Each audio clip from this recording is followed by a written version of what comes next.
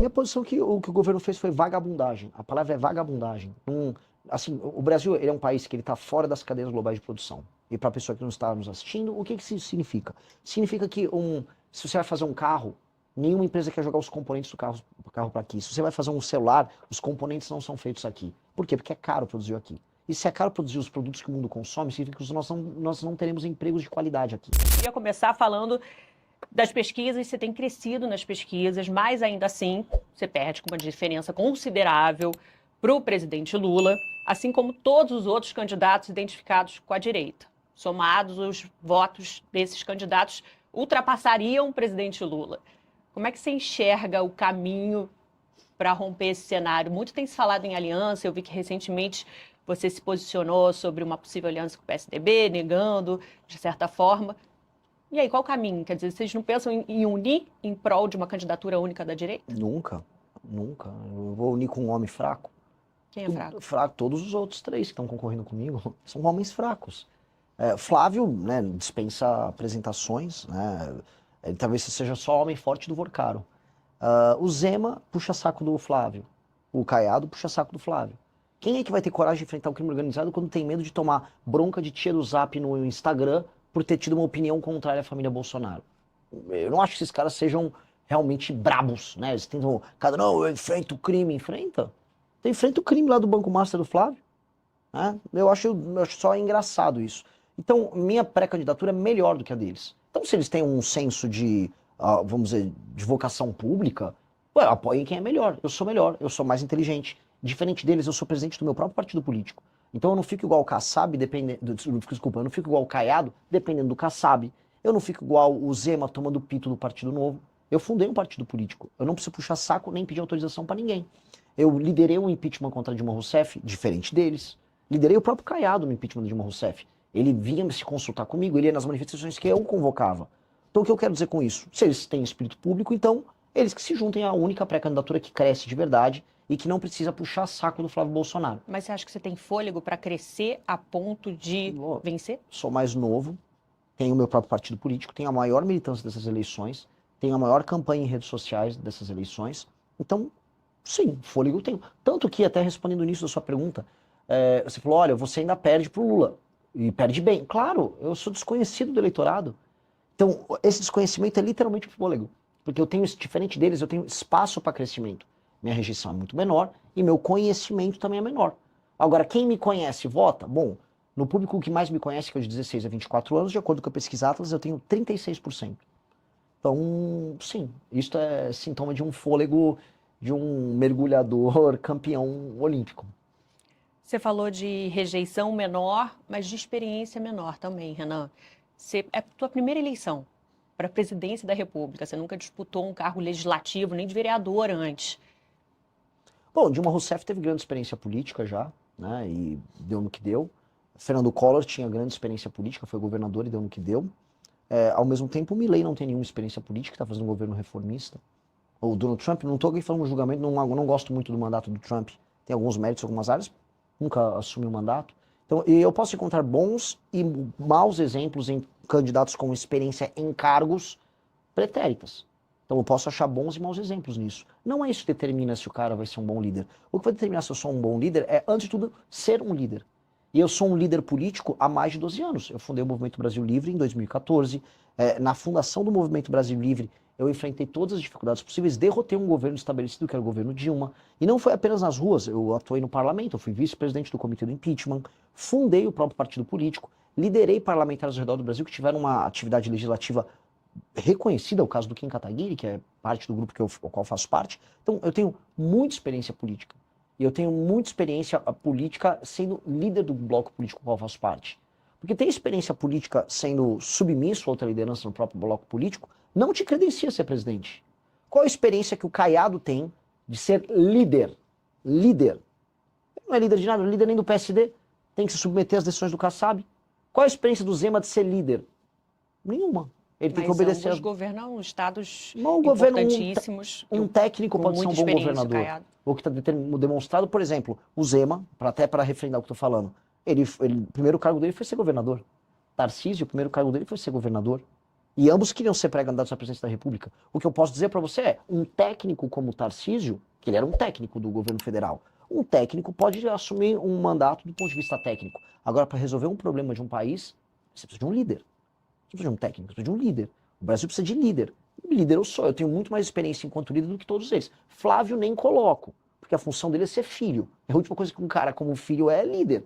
A função dele é ser, eu sou filho do meu pai, atenção, meu pai, meu nome é Flávio Bolsonaro. Ok, entendi. Então, claramente isso não é um problema. Você fala da experiência do MBL, do movimento que você fundou ali, né, junto e que foi importante no impeachment da Dilma, e que trouxe uma juventude grande, que foi essa juventude que fundou agora o partido, Missão, há menos de um ano.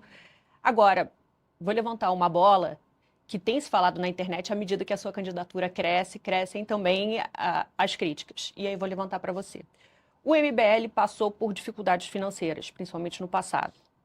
E aí pergunta a você, teve ordem de despejo? E você, Renan, teve processos acumulados como empresário, mais de 40 trabalhistas, 16 ações civis. O que é de verdade nisso? O que você pode dizer? Você está se referindo a uma matéria do UOL, que tem todas essas acusações contra mim, essa matéria é de 2016, feita por um jornalista petista do UOL, que mente ao longo da matéria o tempo todo, e é uma matéria muito desonesta. Mas é verdade o fato dos processos? Vou cada um. Você fez uma pergunta ponto a ponto, vou responder ponto a ponto. O MBL nunca sofreu uma ação de despejo por falta de pagamento. Não? Não, nunca. O MBL é super bom pagador, o MBL não tem a gente não usa um empréstimo bancário para se financiar. Que a própria matéria da UOL que você cita traz a sua fala reconhecendo as dificuldades como empresário. Existe o... Não, vamos começar. O MBL não é uma empresa, o MBL é uma associação civil. O MBL, ele alugava um local e ele foi sair do local e ele se mudou de local. Ele não devia um centavo de aluguel. Isso não existe. Eu, como empresário, trabalhava com recuperação de empresas de dificuldades. Então, aquelas dívidas eram oriundas daquelas empresas. E as empresas contavam com bens para pagar os débitos delas. No meu caso, foi uma empresa. E sabe quanto eu tenho, por exemplo, de dívida daquela época? Nada, não tenho nada aqui. Você conseguiu pagar as dívidas que você A tinha? empresa pagou as dívidas, porque as dívidas eram da empresa. Então, na verdade, as dívidas eram de empresas que você representava, é isso? Que eu administrei. Eu me tornei proprietário de uma empresa, que é uma empresa de portas e janelas de aço, e foi ela. Agora, as pessoas vão lá, você pega o jornalista, e ele fala, porque a família do Renan, do não sei o quê. Não, saiba separar. Meu pai trabalhava com outras empresas, eu trabalhei com uma empresa. E essa empresa, eu saí dela. E essa empresa tinha bens que arcavam com os débitos dela, e é uma empresa que já tinha dificuldades. A matéria é tão desonesta, e o jornalismo daquele Vinícius Segal era tão vagabundo, que ele disse que eu criei dívidas em 1998. Eu tinha 14 anos nessa época. Tá na mesma matéria. Tá até hoje nessa mesma matéria. Então hoje não tem esses processos que você conseguiu zerar, e os trabalhistas, que a gente sabe que é uma dor de muito empresário. Tanto que eu coloco assim, eu não, em nenhum momento eu acharia deselaborador para mim ter qualquer débito em aberto. Se eu for entrar agora para grandes veículos de mídia no Brasil, a maior parte tem de dívida trabalhista e tributária. O maior devedor tributário do Brasil é a Petrobras. Então, dívida todas as empresas grandes no Brasil têm. O pequeno, então, está todo destroçado. Então, não seria nenhum motivo de vergonha e não me desabonaria em nada. Agora, é que só não é verdade, entendeu? São aquelas meias verdades que são utilizadas para atacar. Então, hoje não é verdade. Não. Então, por exemplo, já sei uma matéria uma vez, falando que eu devia 60 milhões de dívidas tributárias. Cara, isso é mentira.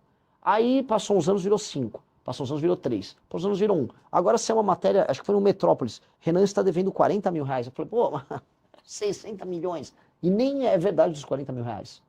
Porque existe um problema, e é um problema que eu vou resolver na presidência da República.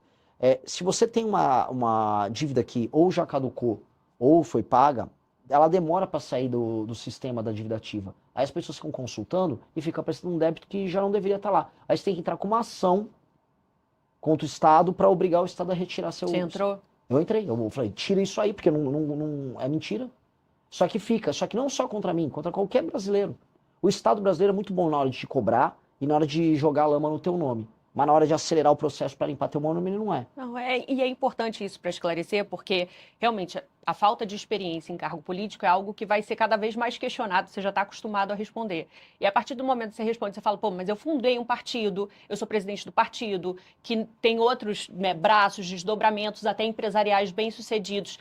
E aí tem uma outra informação que está cada vez circulando mais, à medida que você vai ganhando projeção de que, peraí, esse bem-sucedido não é tão bem-sucedido assim, é importante te ouvir para esclarecer, para falar, olha, hoje houve, não tem mais, o MBL caminha muito bem, enfim, não teve ordem de despejo, o MBL nunca teve nada disso. Assim, você pode despejar uma pessoa por vários motivos. Por exemplo, você não quer mais continuar com aquele contrato. Sim. Não só por falta de pagamento. Sim. Exato. Então, foi o caso ali. Foi esse o caso? Foi. Só que aí o jornalista, vou colocar, um jornalista vagabundo, ele bota o que ele quiser na matéria. Volta a colocar, ele falou que eu contraí dívidas com 14 anos, em 1998. Tá nessa matéria. Então, eu só lamento. Agora, do ponto de vista da gestão empresarial, o MBL é o maior caso de sucesso disso. O MBL é falando aqui do outro lado, a gente criou a segunda maior revista de cultura e política do Brasil, que é a Revista Valete. Só perde para Piauí no número de usuários. A gente tem uma rede social própria, Departamento de Desenvolvimento e Engenharia, rede social própria com milhares de usuários. Nós temos editora de livros, ou seja, nós temos todo um ecossistema. Esses livros estão aqui no fundo, somos nós que produzimos e vendemos. Temos, através do partido, a possibilidade de fazer de maneira autossustentável toda a atividade política dele. Vendemos livro, curso, roupas, bandeira. O partido é o partido que provavelmente, em termos de infoprodutos e produtos, é o que mais fatura no Brasil. Então, em termos de gestão, a nossa experiência é de bastante sucesso. Perfeito. Dito isto, esclarecido, a gente vai passar por um bloco de perguntas dos temas quentes, temas do dia, e um dos temas quentes é um tema... Aliás, você está sempre indo nos temas quentes, mas é um tema que se posiciona muito claramente, é a escala 6x1. Fim da escala 6x1. Está avançando, chegou no Senado, a gente tem até agora uma publicação de um grande manifesto reunindo, você viu, entidades empresariais, representam 90% do PIB do país, colocando uma alternativa que é PEC 12 do trabalho flexível, contrária à escala 6x1, ao fim da escala 6x1, à escala 5x2. Como é que é a sua posição? Eu já vi que você se posicionou contrário a isso. Minha posição é que o que o governo fez foi vagabundagem. A palavra é vagabundagem. Assim, o Brasil ele é um país que está fora das cadeias globais de produção. E para a pessoa que não está nos assistindo, o que isso significa? Significa que se você vai fazer um carro, nenhuma empresa quer jogar os componentes do carro para aqui. Se você vai fazer um celular, os componentes não são feitos aqui. Por quê? Porque é caro produzir aqui. E se é caro produzir os produtos que o mundo consome, significa que nós não teremos empregos de qualidade aqui. Então, o Brasil devia estar focando, que eu vou focar no meu governo, em fazer reformas que aumentem a competitividade. O Lula não liga para isso. A lógica do Lula, você pode pegar um mapa eleitoral do PT, é obter votos onde as pessoas não trabalham. E é verdade. Não estou aqui fazendo uma declaração preconceituosa, nem nada. Onde você tem menos atividade econômica, onde você tem um maior número de pessoas dependendo de auxílios governamentais, a taxa de voto, o percentual de voto no Lula é maior. O Lula é inimigo do trabalho e da produção. Desculpa cair no clichê de xingar o Lula disso e daquilo. O Lula, a vida inteira dele foi lutar contra o trabalho. A vida inteira dele foi essa. E aí as pessoas vão perder, e eu estou avisando, nosso deputado Kim, estou avisando, vocês estão caindo numa conversa mole.